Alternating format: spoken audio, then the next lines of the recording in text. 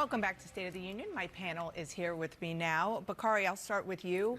The takeaway from what we are seeing in California in particular, and what we're probably going to see as these federal National Guard troops get to L.A. Well, first of all, I think that you can't look at what's happening in California in a vacuum. This behavior by the President of the United States, this move towards authoritarianism, you have to look at it and the attacks on journalism, the attacks on law firms, the attacks on judges throughout the country, the attacks on higher education. None of these things are happening in a vacuum. And if you look at it in the totality, you see that we're drifting towards authoritarianism. Now, I find it a great bit ironic that there are people who are for pro-free speech and then have a problem with people who are protesting. No one around this panel, no Democrat in the country, I will not sit here and say that violence is okay or violence against law enforcement is okay. But what's rich is when you have people like Ron Johnson or Senator Mullen come on TV and talk about protecting law enforcement, but didn't say a doggone thing when we were pardoning those individuals on January 6th who assaulted law enforcement officers. So let's have a little balance in this discussion is all I ask. Congresswoman? Well, I did say something, actually, when those individuals were pardoned. I was critical of that decision as well. But what I will say is you had Bernie Sanders on talking about rule of law and criticizing the president at the same time where you're seeing this lawlessness taking place in California and the president sending in National Guards to stop it. You've seen ICE agents attacked. You've seen their cars put on fire, stones thrown at them. This is unacceptable. And you're also talking about enforcement of our immigration laws. The president, over the last 24 hours or last couple of days, about 118 individuals in Los Angeles, these were gang members, these were drug traffickers, human smugglers, people who committed robbery, child abuse, sex offense. The worst of the worst. These are not good people. Are we sure that they weren't? Well, that's what the reporting workers? says, 118 individuals, and among them, I assume they were all criminals. It was only 118. But the bottom line is that's what his intent is, and that's what he's going after. And the fact that, look, we would not have this situation in Los Angeles if it were not that they had this sanctuary status that refuses cooperation with ICE agents. It makes it more dangerous for everyone, the agents and the community, when the ICE agents have to go in there and find these criminals instead of the city and state turning them over. Well, it was also children and mothers, and there's video of violence against these are mothers and small children, and the videos are terrible. What I'll say is it is the president's responsibility to de-escalate a situation anytime there is violence in our country. Then they should work with local law enforcement to do that. What happened here is sending in the National Guard only escalates it. Hegseth saying that he wants to send in the Marines that are equipped for war only escalates it. You know, arresting the president of SCIU and going in and conducting raids only escalates things. The interesting part about this is the Department of Justice would normally go in through the Community Relations Service. They did this with George Floyd. They've done this with a whole bunch of other instances where they go in and they work with state and local law enforcement to de-escalate what is happening instead before sending in the National Guard or anything like that. The problem here is that Trump essentially fired everyone in the Community Relations Service. He did.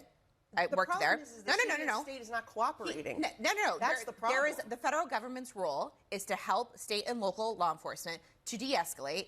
He essentially got rid of all of his employees because he does not believe in civil rights, and instead he's escalating it by sending in the National Guard.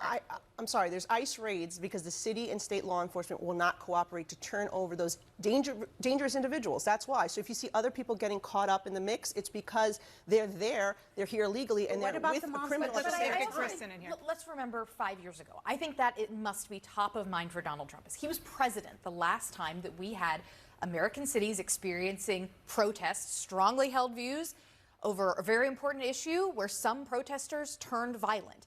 And I think Donald Trump looked at that summer and said, I let these blue state governors and blue state mayors handle the situation and it got out of hand, and I'm not doing that again. And I think he also feels that because immigration is the issue on which he polls the best, where median voters are the most with him, that he feels he has a lot of latitude to do a lot of things that he did not do 5 years ago, and that is why the situation is getting escalated. I think that also he finds a adversary that he wants to punch, and that is Gavin Newsom. I think he sees Gavin Newsom, and Gavin Newsom gets under his skin. I think Gavin Newsom also lacks a level of self-awareness and is not the best governor in the world, but that's a whole different story. That's just my critique of him. But these two men have an ego problem, which we're seeing play out in the streets of California right now. So that's first. Second, I want every criminal who is here illegally to be deported, period.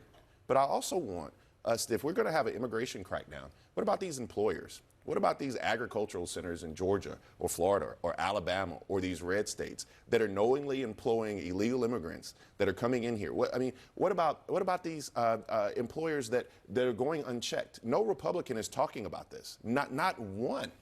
Well, we had a piece of legislation that would implement E-Verify. And look, I think at the end of the day, the focus now has to be deporting these individuals who are in the country that Joe Biden let in, that were being housed at taxpayer expense in New York City in many cases, criminals, real hardened criminals, get them out of the country first. Secure the border, which we're doing, and then we could talk about immigration reform in a common sense manner where we can have people who are coming forward. The common sense is giving people who are here illegally a pathway to citizenship. Yeah, the common sense is strengthening the border and making sure that we have an asylum process that works, that's free and fair.